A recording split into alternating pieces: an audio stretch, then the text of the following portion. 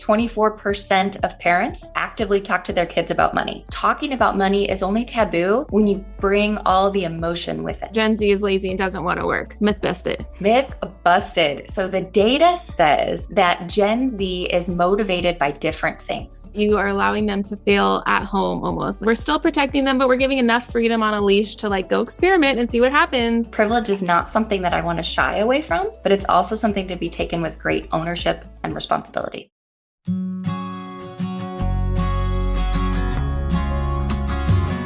If you want to raise financially mature kids without entitlement, lock in on today's episode with Dr. Julia Myers. She's a highly sought after speaker, writer, and founder of Generational Wisdom, who's a leading expert on how to talk to kids about money, which we love. Julia has empowered hundreds of healthy, wealthy families to transform their money mindset and regain control over their generational wealth. Her thought leadership has made her widely regarded as a public speaker and advisor, helping families struggling with entitlement to experience clarity, discernment, and confidence through her generational wealth framework. She's also a quintessential working mom to 5 kids, ages 8 to 20. So welcome to the show, Julia.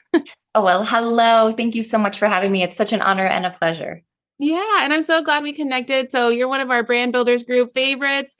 Love seeing your journey and how you've just built this business of a very big need. This is not something that you hear about every day. So you're definitely in a space that needs more voices. So thank you for doing that. But give me the backstory. How did you get to here? What was your career like before you did this? Give me the quick backstory. Oh, well, thank you again for having me. And you said nobody's talking about it. And that's right. 24% of parents actively talk to their kids about money. So when I was raising my kids, I realized talking about money was something we did, and that was weird. It was not normal for my kids to be versed in, basic financial literacy. And what really brought about me pivoting from being a pharmacist and a healthcare leader was I had hit this level of financial independence and thought I had kind of checked all the boxes. I thought I had done everything right. Yeah. And then suddenly I had a retinal detachment. I lost the vision in my right eye. I lost the use of my right eye. And that required immediate surgical intervention. Well, during the consent forms, if you've ever had a surgical procedure, there's a lot of black and white and mumbo jumbo. I'm in healthcare. I never read it. But all of a sudden I was the patient. And one of the questions at the very end was, how clearly can your family communicate your wishes? Wow. And it hit me that I think on paper, the trust is there, the estate's there, they knew all the numbers, but can they communicate my wishes? Hit me from a values place, hit me from am I blessing them or am I cursing them? Mm-hmm. Am I confident that they're going to know what our family was all about? And can that legacy live well beyond me and my money? Yeah. And that's how I turned to speaking. I turned physically, got clear on what I could do and what I couldn't do. Nobody wants a one-eyed pharmacist, I can tell you that. And then it basically allowed me to share my story to make generational wisdom the household term and not just generational wealth. Love it. Ooh, that's so good. And it's just, again, I'm so excited for this conversation because the people need to know, the people need to make these changes.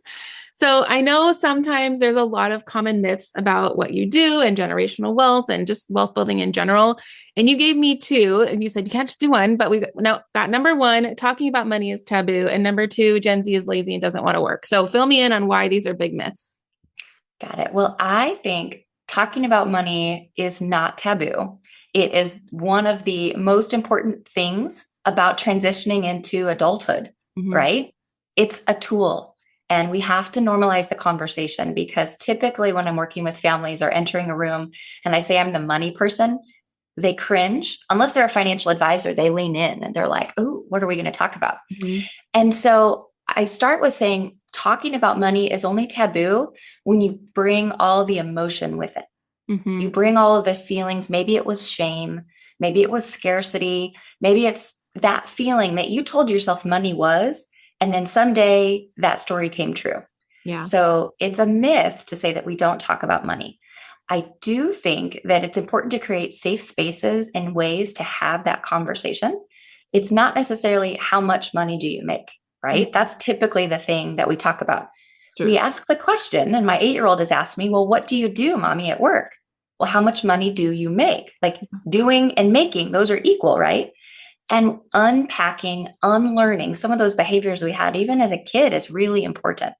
And so often I'm talking about money as that thing we use to show what we value, the thing we use to show what we value.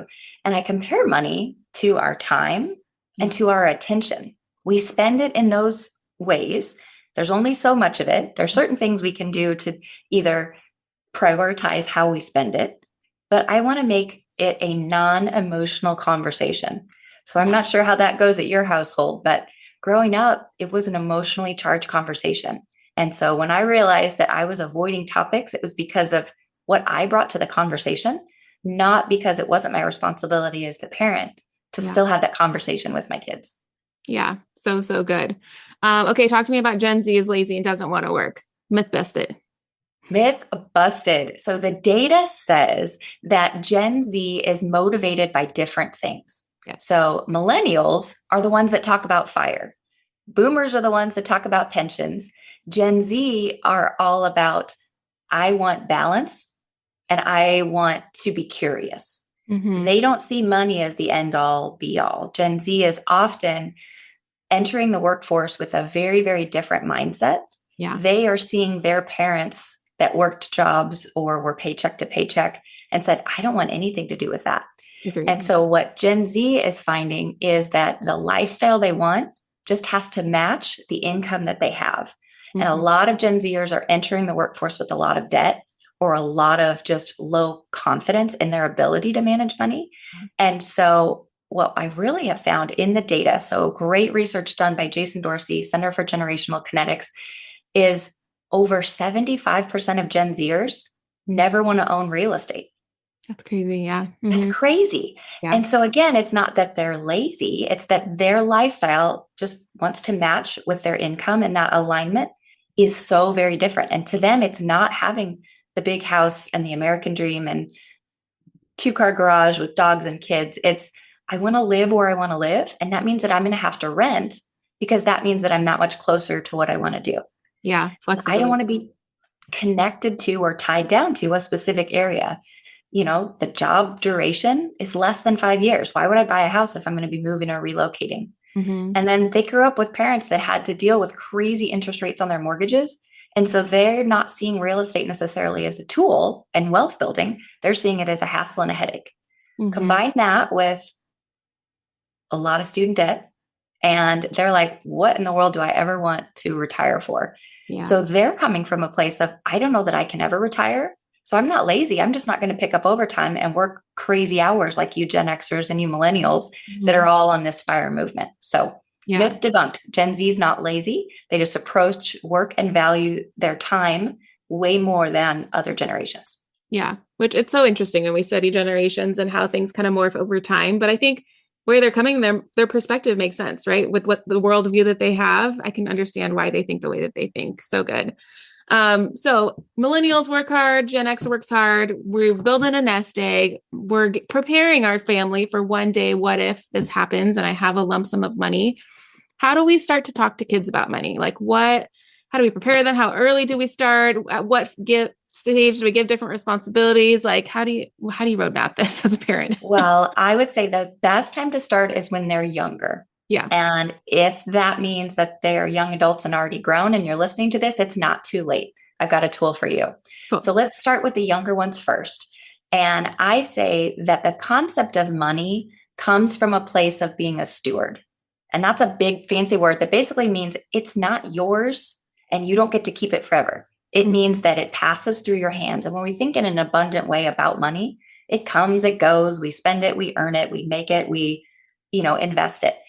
And that concept of sharing starts at about 2.5, 3 years old. When you're in a conflict with your sibling or somebody that is in your friend group, you've got to figure out how to share. And so sometimes I even talk as early as 3 is a time that you can start talking about sharing.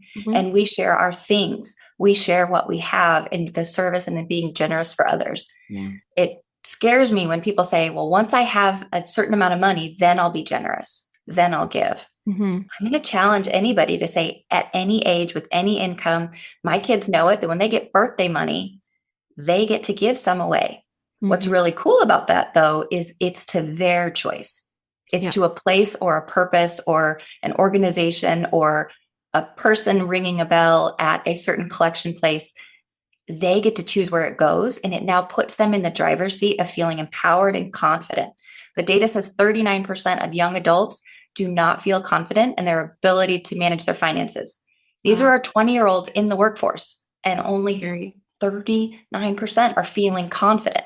So we can build confidence by teaching them how to share, be generous, be stewards. And that starts at an early age. Yeah. Hey ladies, real quick, if you are looking for a mentor, I just wanted to remind you that I offer mentorship to entrepreneurs.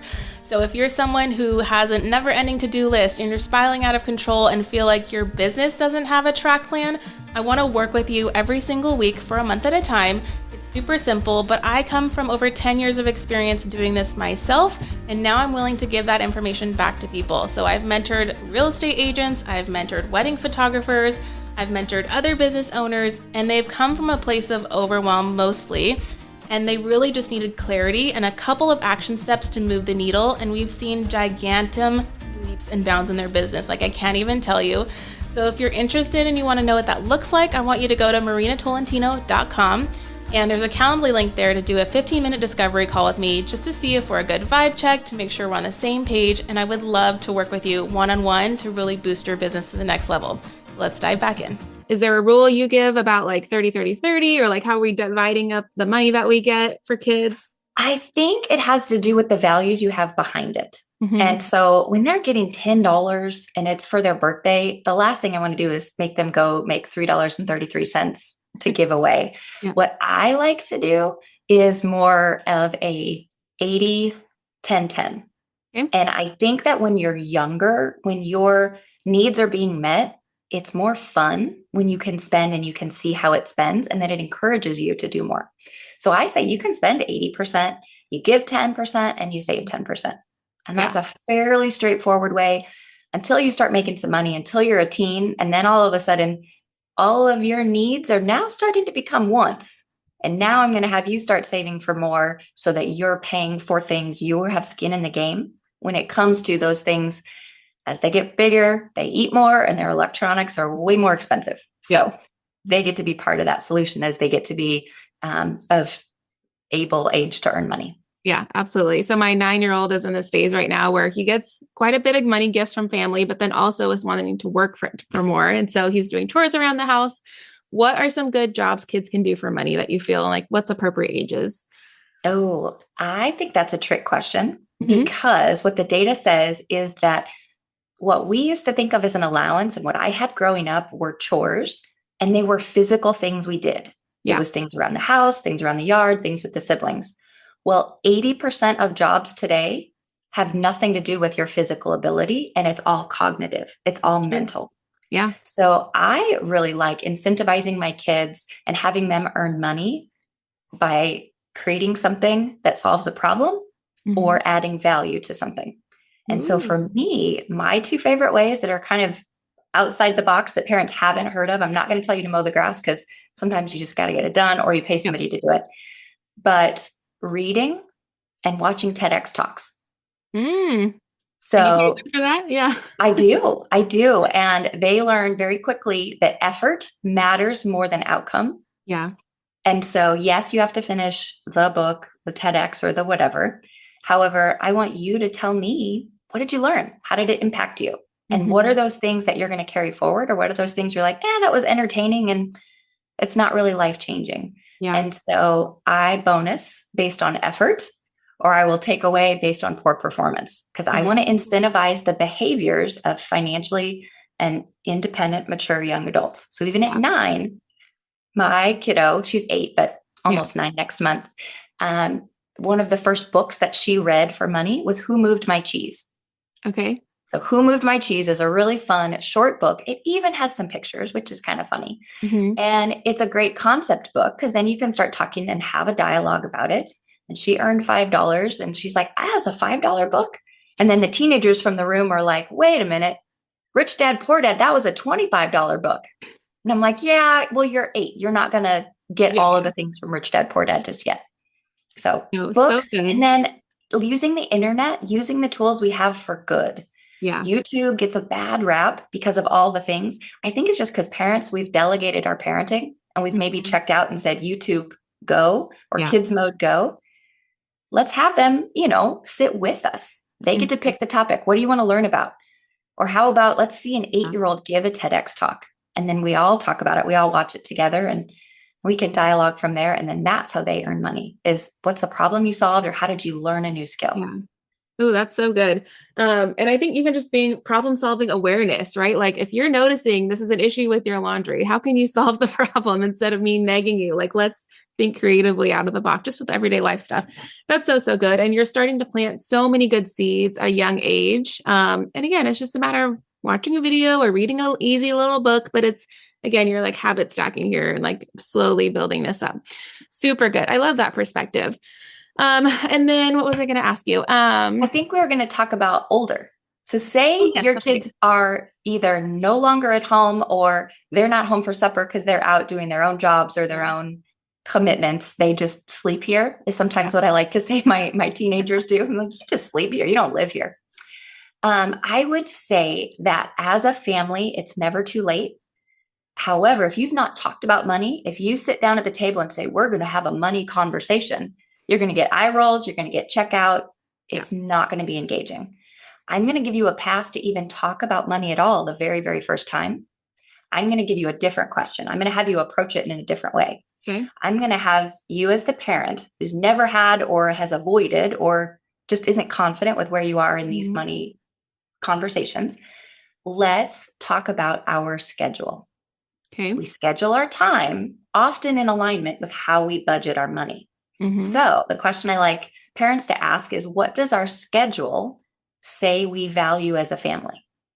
Ooh. What Mm-hmm. about our schedule says what we value as a family? And I think you can back into, well, here's where we spend time. Yeah. Is that either making us money or is that costing us money? Maybe it's extracurriculars, maybe it's entertainment, maybe it's food. All of those things can then back into different conversations. And if you're looking at your schedule and it's out of alignment with what you value, your budget probably is too. And Mm-hmm. there are ways and bridges that we can do to back into getting it aligned with Yeah. what you really value as a family.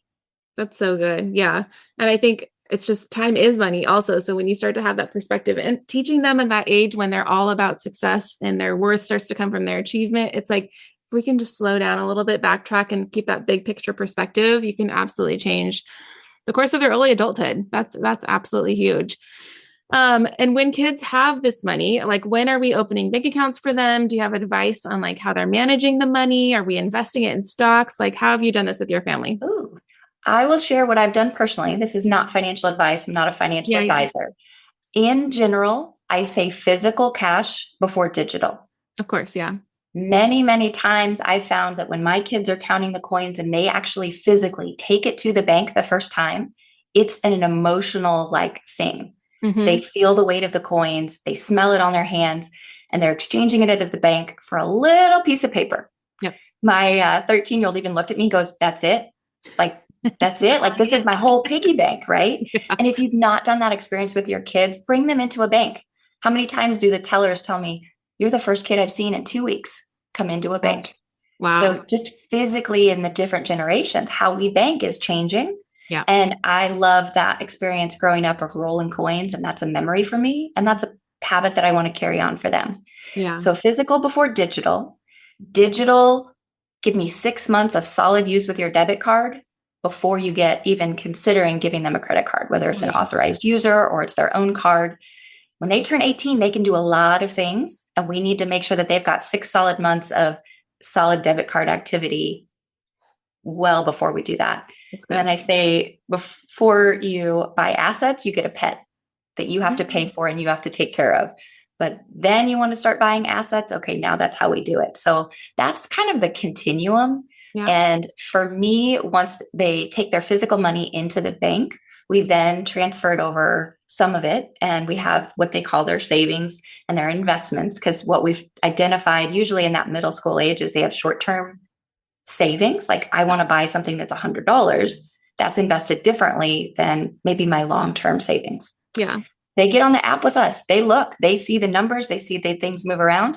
They get to pick and choose. Maybe if it's a couple direct stocks they're interested in, we'll let them run with it. It's a safe way to learn and a safe way to fail. That's the most important thing we can teach our kids is you don't learn from the textbook. I mean, you might learn the technicalities, but you don't learn your risk tolerance. You don't learn your approach to debt unless you've done it in a safe way. And you've maybe had a couple hard lessons too. Yeah. Oh, so good. I love that. Hey, I'm sorry to interrupt, and I hope you're enjoying this episode of the Work Like a Mother podcast. Real quick, I just want to remind you guys, if you are worried about missing an episode, you don't have to worry anymore because we are creating a weekly email that's going to go out automatically every single time there's a brand new episode. And this email is going to have everything you need to know about this week's featured guest. It's going to have all of the links and the resources that we're going to talk about in this episode. So you don't have to go around and fumble through the show notes, but it's going to be served in your inbox every single week. So if you guys want that access, be sure to click below one time in the show notes today, sign up for that email, and then you'll never have to worry about it in the future. And bonus, if you really love this, we'd love it if you share this with a friend.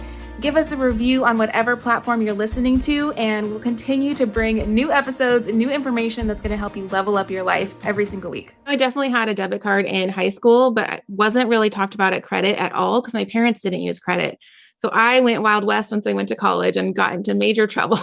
So it's like, I love that you are allowing them to fail at home almost. Like we're still protecting them, but we're giving enough freedom on a leash to like go experiment and see what happens, but then helping them get through it too at the same time. I think that's so, so huge.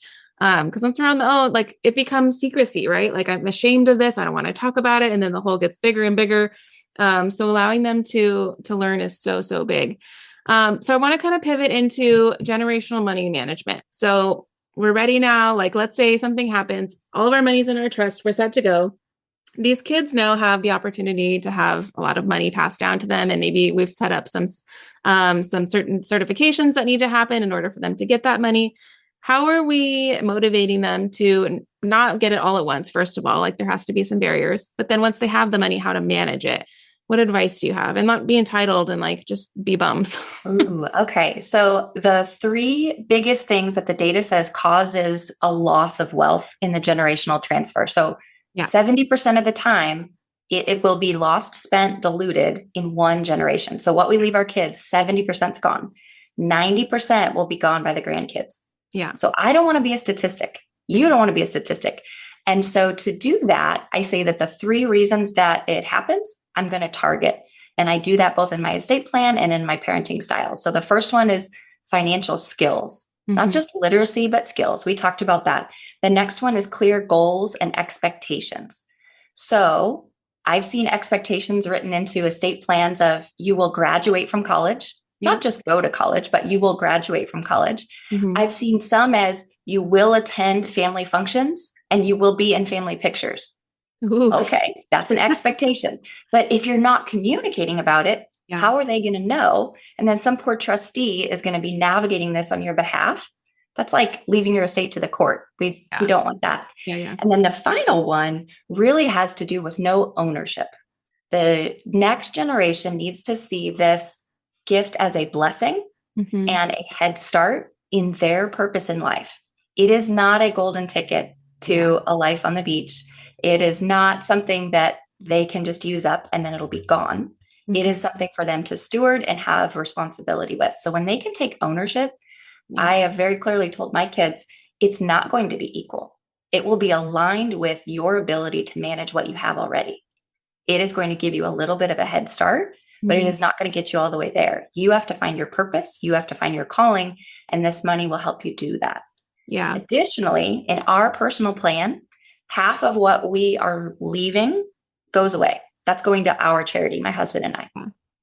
Then when the kids get their parts, half of what they get has to go to their charity of choice. Oh.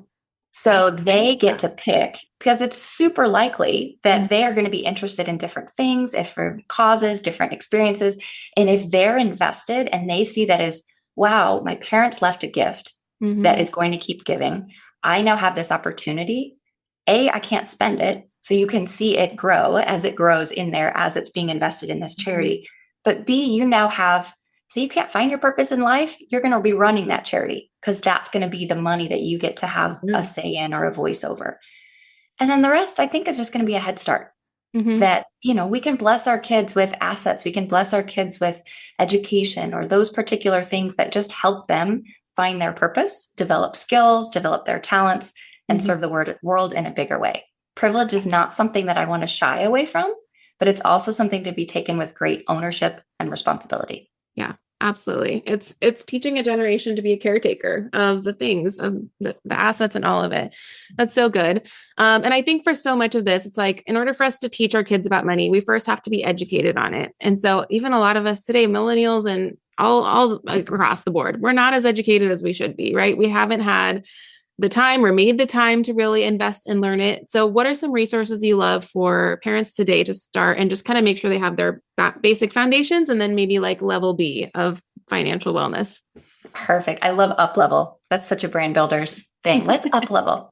I will say that even if you learned financial literacy when you were growing up and you were the expert at it, the rules of the game have changed. Online banking, cryptocurrency, digital transfers, Venmo, PayPal, Cash App didn't exist when we were learning financial literacy. So I want to give all the parents a pass who are like, I should know this. No, you shouldn't. Just like parenting, right? You weren't given the manual when they were born. You aren't given the bank register either. So I really, really like starting from a conservative place because it's hard to build wealth when you're in debt. So I'm a big fan of the baby steps, the Dave Ramsey. Oh, yeah. I think it's super easy to get caught up in a lot of the, I should be doing this or I should be doing that. Get the basics right. Yeah. Save, spend, share, or save, spend, give, depending on how old you are. Because if I tell my 16-year-old to share, I'm going to get an eye roll. And so once you've elevated from that, I think it's exploring, what do you want to do to grow? What do you want to do to create more wealth, more assets, more value? And there's lots of vehicles to do that. Be curious and be cautious.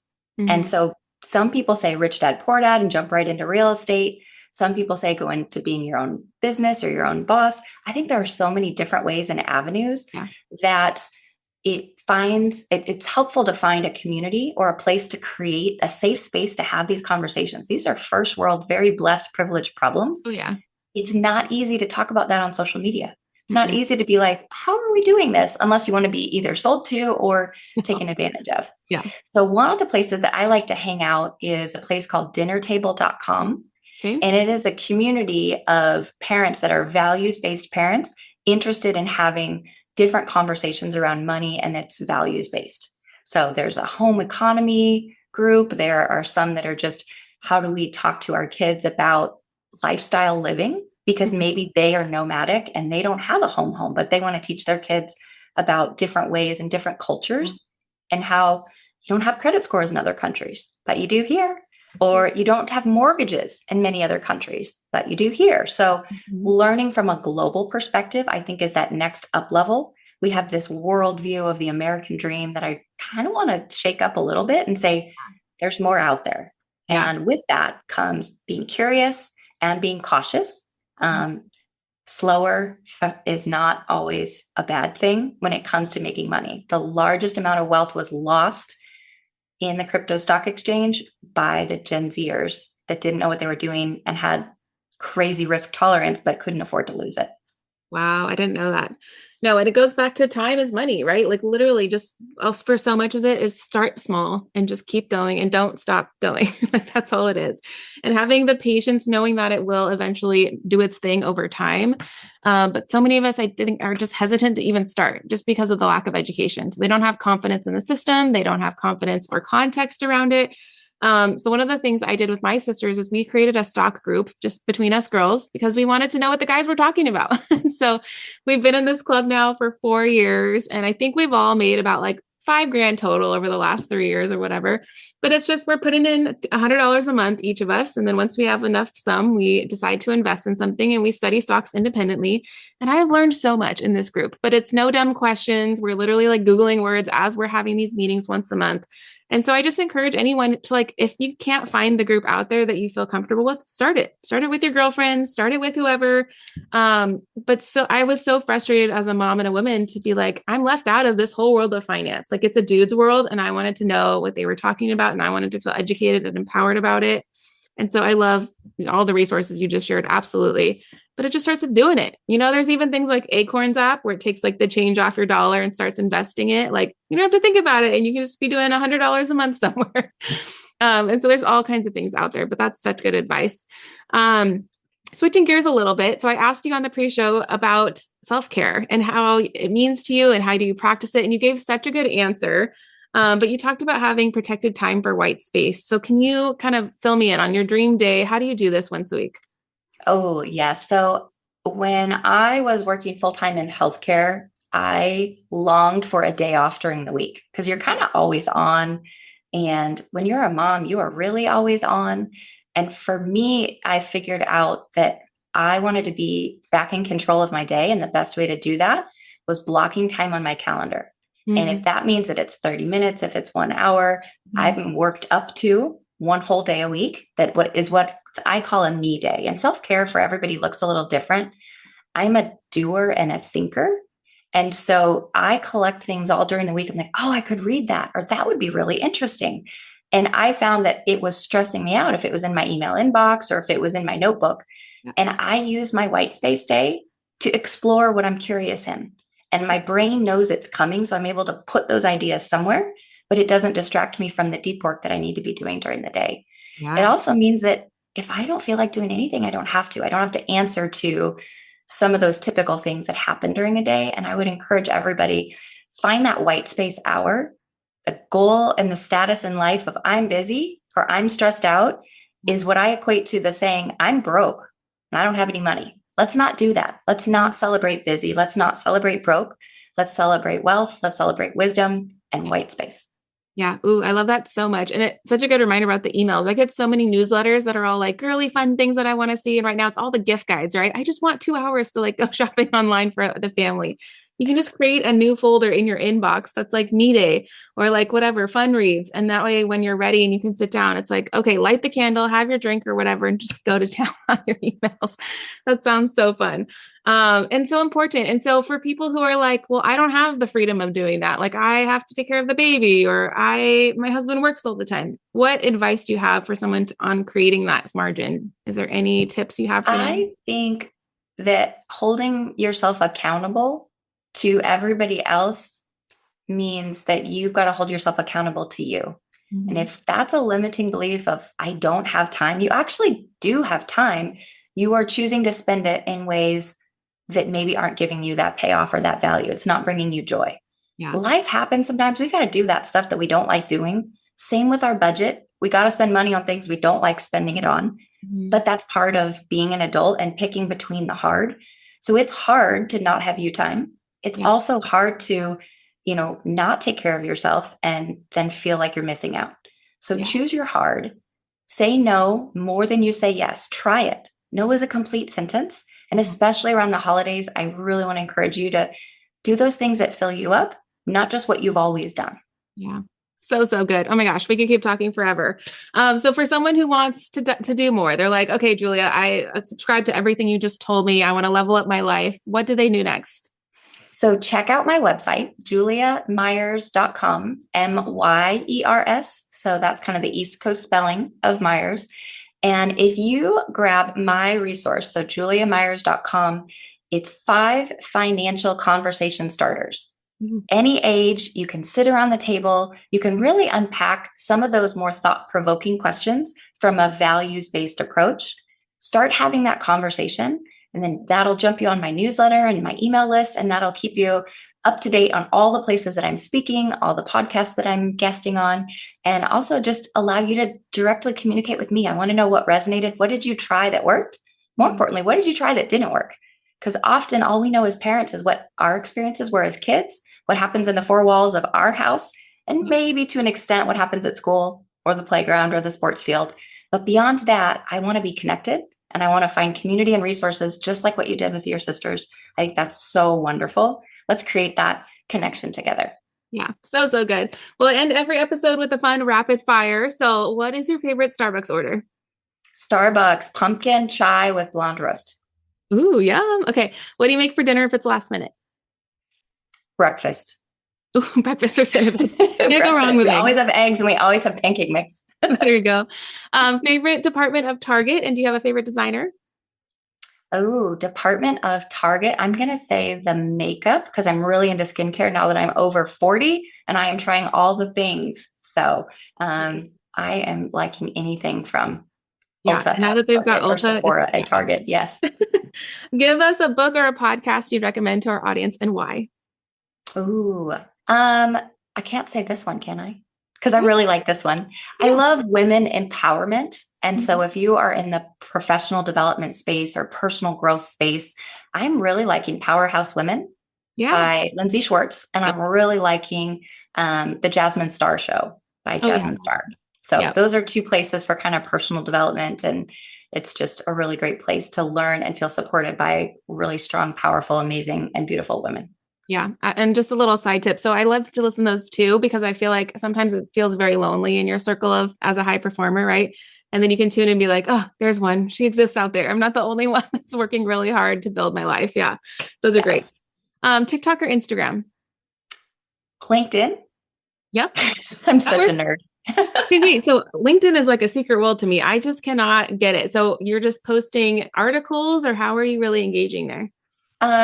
It is kind of like Facebook, but in the business world, and you don't talk about what you eat. Yeah. But you're Is the sharing best way to ideas, compare it. opinions, that kind of. Yeah, kind of, perspectives you can post. I write articles that can be kind of shared, kind of like newsletters. And Yeah. it's a neat way to meet people with maybe credentialed or professional or traditional training that are exploring entrepreneurship. Or maybe they're like secretly like in their entrepreneurship era, but they're not ready to jump ship yet. And so there are a lot of us out there that are posting like, hey, there's life after corporate, or there's life after your degree. You don't have to lose that identity, but you do have to find yourself in this process. Ooh, okay. You just gave me a whole new outlook on LinkedIn. That's exciting. And when people look for jobs or they're like hashtag searching or hashtag hiring, but I think it can be so much more than that in a place that can be so hard, especially in a traditional male dominated field that is the workforce. I've really found some neat people that I've only met through LinkedIn digitally and have never met in person. And they're pretty cool.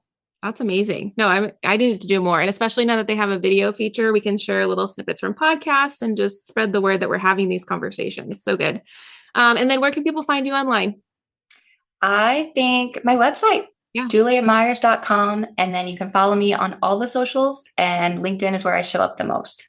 Amazing. Well, we'll be sure to have all of that in the description. And then we have a newsletter that goes out every Tuesday with all the things that you shared. So the children's book and the other things, we'll have those all linked.